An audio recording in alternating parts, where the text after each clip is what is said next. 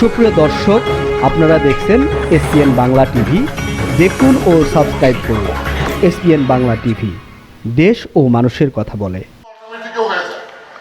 সর্বক্ষেত্রে বাসা, অফিস, আদালত, সরকারি অফিসে, বেসরকারি অফিসে এটা দূর করা আসলে একটা লম্বা সময়ের ব্যাপার।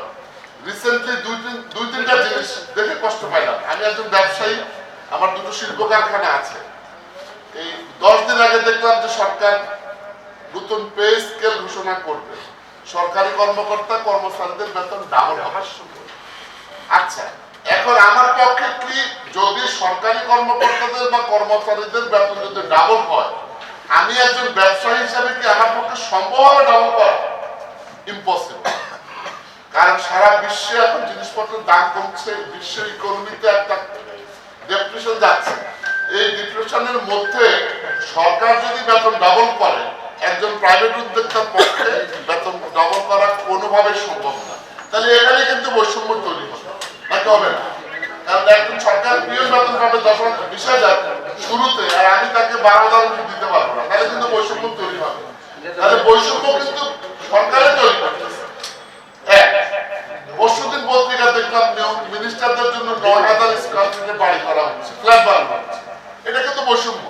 বাংলাদেশের পার্সপেক্টিভে 9,000 স্কয়ার ফিটের বাড়িতে কেউ থাকার চিন্তা করে না। তাই তার সাথে আমার বৈষম্য। আমার সাধারণ লোকজন থাকে 1200-1500 স্কয়ার ফিটের বাড়িতে, মন্ত্রী মহোদয় থাকবে 9,000 স্কয়ার ফিট বাড়িতে। তাহলে সরকার কিন্তু বৈষম্যটা তৈরি করতেছে। আমরা যদি বৈষম্যমুক্ত সরকার চাই, বৈষম্যমুক্ত সমাজ চাই, সেই ক্ষেত্রে আমি মাত্র দুটো ঘটনা বললাম। সবাইকে, যারা আমাদের নীতি নির্ধারণী পর্যায়ে আছেন, ভবিষ্যতে যাবেন, তাদেরকে বিষয়গুলো চিন্তা করতে হবে। জনগণের ট্যাক্সের টাকায়, আমার আপনার ট্যাক্সের টাকায় 9,000 স্কয়ার ফিটের ফ্ল্যাট নিতে পারে না। এটাই হলো বৈষম্য।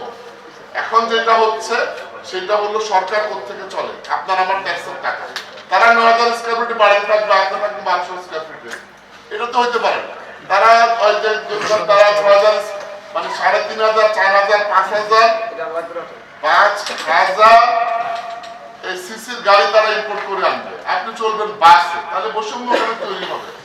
আমার মনে হয় ভবিষ্যতে যারা সরকার গঠন করবে, তারা এই বিষয়গুলো চিন্তা করবে। সত্যি বৈষম্যমূলক একটা সমাজ আমাদের খুব প্রয়োজন। আমাদের গ্যাপ অনেক বেশি হয়ে গেছে, বৈষম্য অনেক বেশি হয়ে গেছে। আমি আর লম্বা বক্তৃতা দিব না। সবাইকে শুভ এবং সুন্দর জীবন কামনা করছি। দেশটার প্রতি আমারও ভালোবাসা জানিয়ে আমাকে এখানে দাওয়াত দেওয়ার জন্য এবং বক্তৃতা দেওয়ার সুযোগ দেওয়ার জন্য সবাইকে উদ্যোক্তাদেরকে ধন্যবাদ জানাচ্ছি। এই সবাই ভাই ক্লোজ হন। হ্যাঁ, আমরা যারা বিভিন্ন বক্তৃতা করেছি সবার প্রতি অনুরোধ থাকবে, এই গ্রুপ ছবিতে আপনারা নিষ্পত্তি দেয় অবশ্যই যাতে রাখা হয়, একটু সে ব্যবস্থা করবেন। এবং আজকে আমাদের সাথে আছেন আরে ভাই